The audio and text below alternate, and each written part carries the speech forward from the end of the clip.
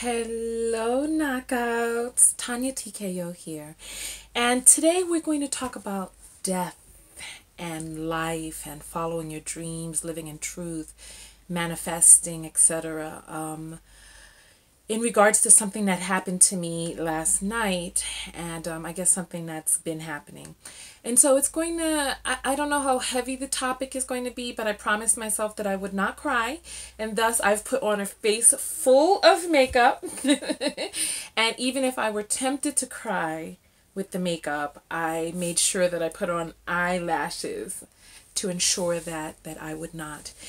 And oh, for those of you who have been asking about my lip color, that'll be available for sale soon on my website. I've been trying to get a company to formulate a lip color for me for quite some time that didn't have all of the harsh chemicals in it. So, and it was really important for it to have vitamin E, etc., so that it wouldn't dry out my lips, etc. So, finally, and I've tested it over the past year. So, I'm happy about that. So that'll be available for you all soon. All right, enough stalling. Let's get into today's topic. Last night, last night when I was driving home, I saw all of these flashing lights ahead of me. And you know, this is Southern California, so I thought that it was a traffic road stop, you know, looking for immigrants or whatever. And so I pulled out my camera and I recorded a little bit of it, but there was something about it that just it didn't feel right. It didn't feel quite like a traffic stop, because you know, it's like whenever I see police lights now, I get my camera or my recorder to turn on to just be able to ensure that the interaction is being carried out in a way that is in alignment with the laws and ordinances of that particular area. But nonetheless, so I see all of these lights, and I'm stopped there on the road, and the energy in the air just, it felt different. And I stayed there for a while, just sitting in the middle of the road, and cars started to gather behind me. So I decided to pull off to the side of the road, and I knew that something was wrong, and I began to weep. I originally had just planned on kind of waiting because I thought that maybe it was just an accident, but something didn't feel right. I began to cry, the energy in the air. I don't know how many of you are energy sensitive, but I put my seat back, and I just curled up into a fetal position, and I began to weep, and I began to weep and weep and weep, because there was this energy in the air of a life that did not plan on ending that night. Tonya, nope, nope, nope. Okay. There was this energy in the air of a life that did not plan on separating from its body that night. And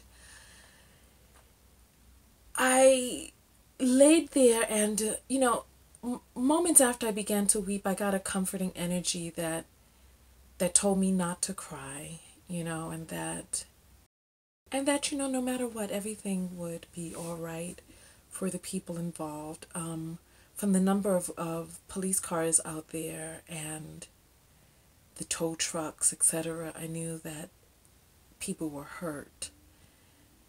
But I didn't see an ambulance, and it wasn't until after I got out the car to kind of ask the cops, you know, if everything was all right, that the person in the car behind me said that the van that was out there was a coroner's van, and so that there were fatalities. And it made me reflect on death and life, and my own life and my journey, and the journey that each of us are going on as human beings in this world. And it made me think about my mother and how her death,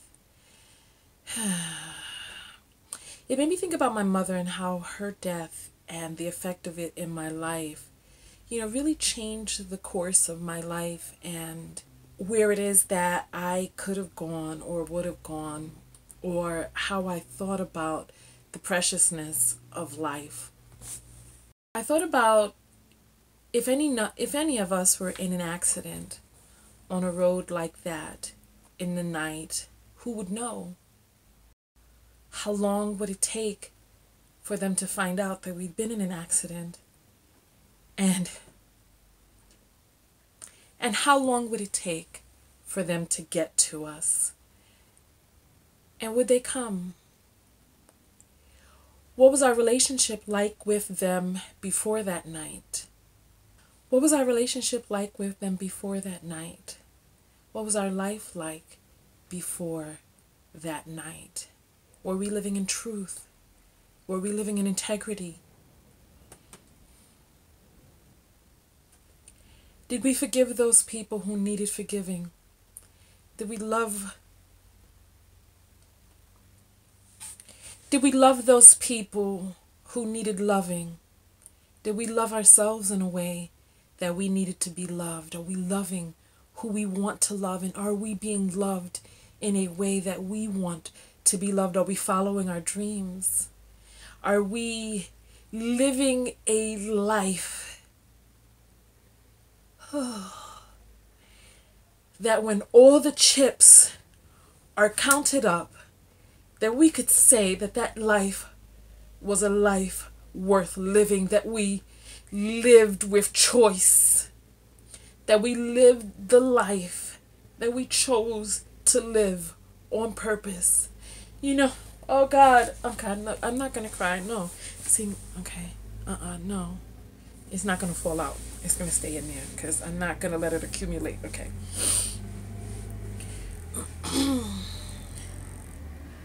I thought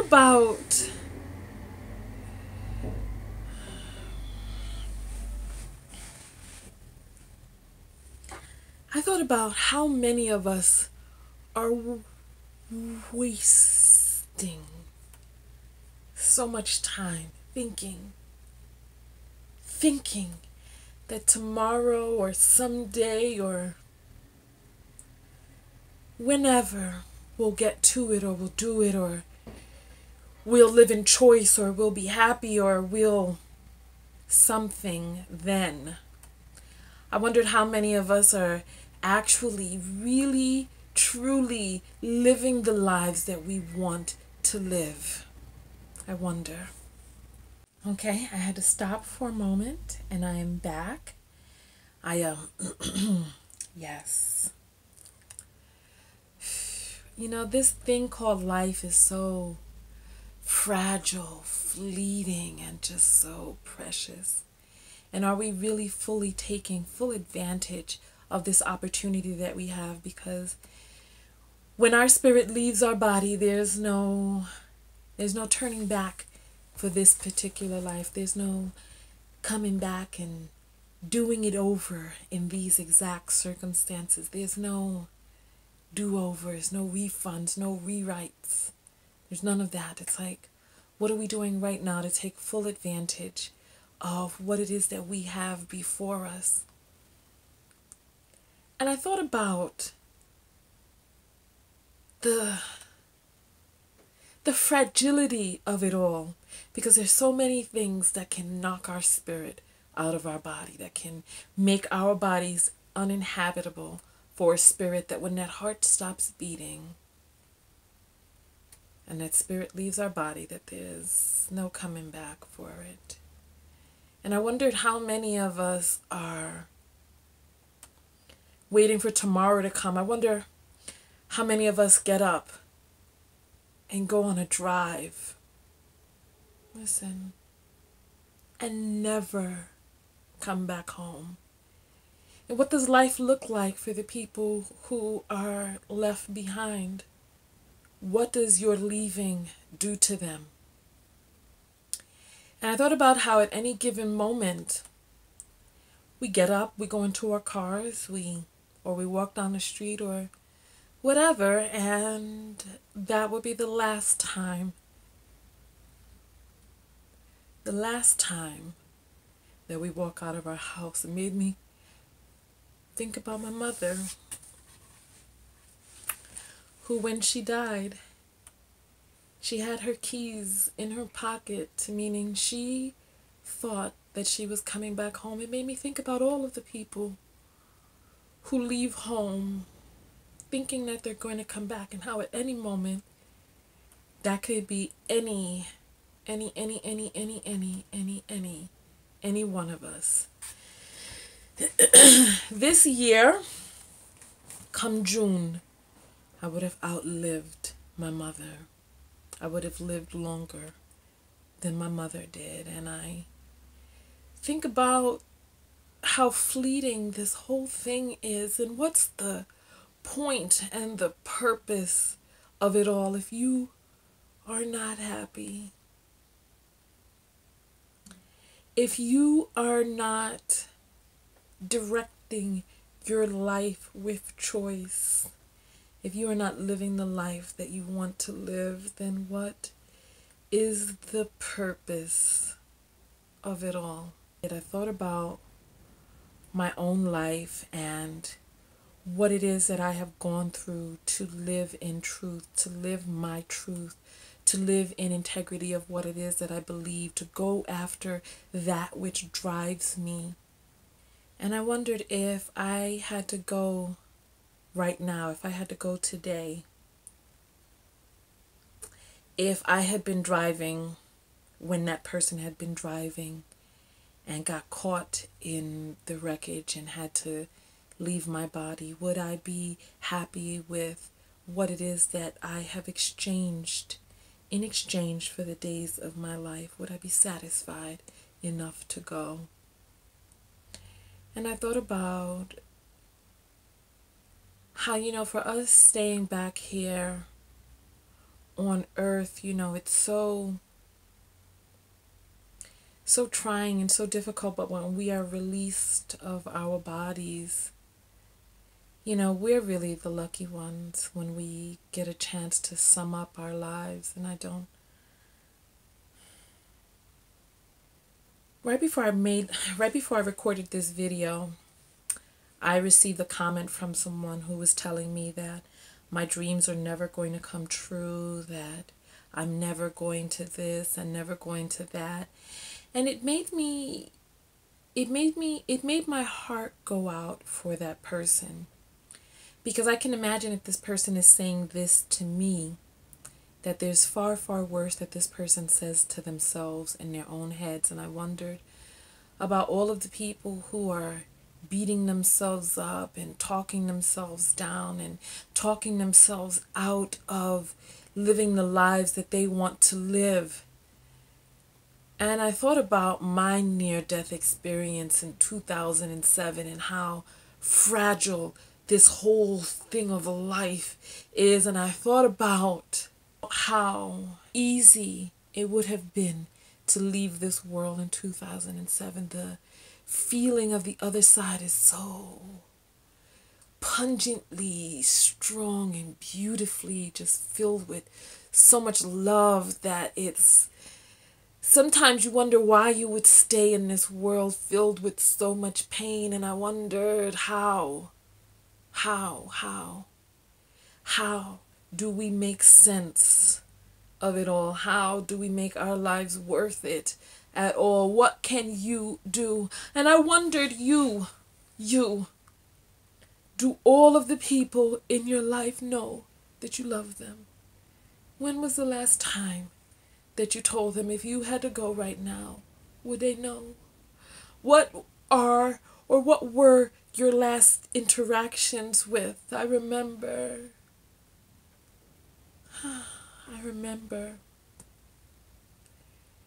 3 years ago when I was closing my business, there was an associate who sold me my car at the time. And it was a Friday and I needed to get the car registered and plated so that I could drive the car.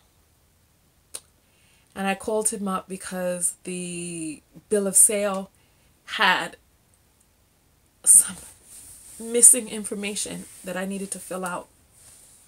I didn't know what I needed to fill in there. And on a Friday night with an associate I'd known 5 years who sold me my car, and we were joking and joking, and the office was closing, so I snapped off some quips at him and then laughingly hung up on him.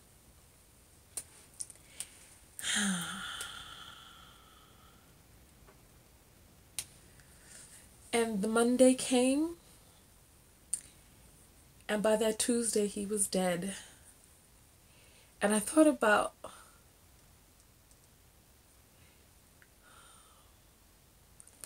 how the last words to him were something like, "Oh, shut up," or something.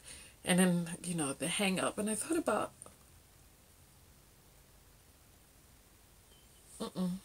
nothing's going to fall out. And I thought about, if I knew that that was the last time that I would have spoken to him, I would have said something so profound. I would have said something deep. I would have told him that I loved him. Or at least given him some love. Damn it. Did not expect for that to happen. Oh well. That's the end of the video now anyway. I would have said something more profound, more prolific, something more meaningful, and I wondered what stops us from telling people in our lives that we love them, that we appreciate them, that they mean something to us, that knowing them has done something for us. Since I'm crying now anyway, I might as well just go straight into it. All right, listen. Love who you want to love.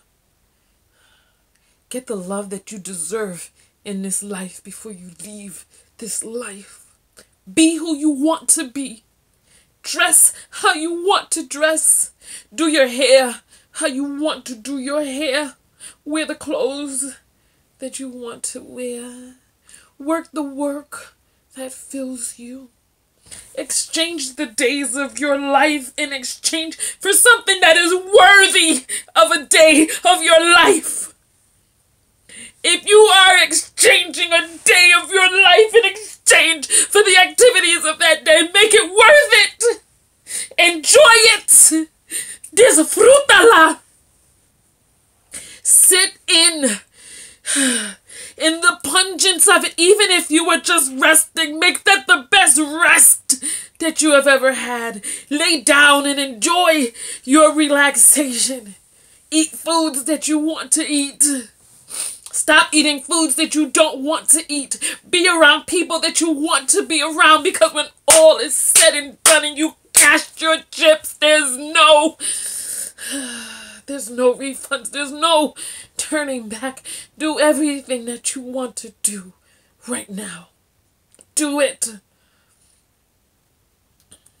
And there's like that person who wrote to me and told me that my dreams will never come true. I'm telling you, go after your dreams. Go after them.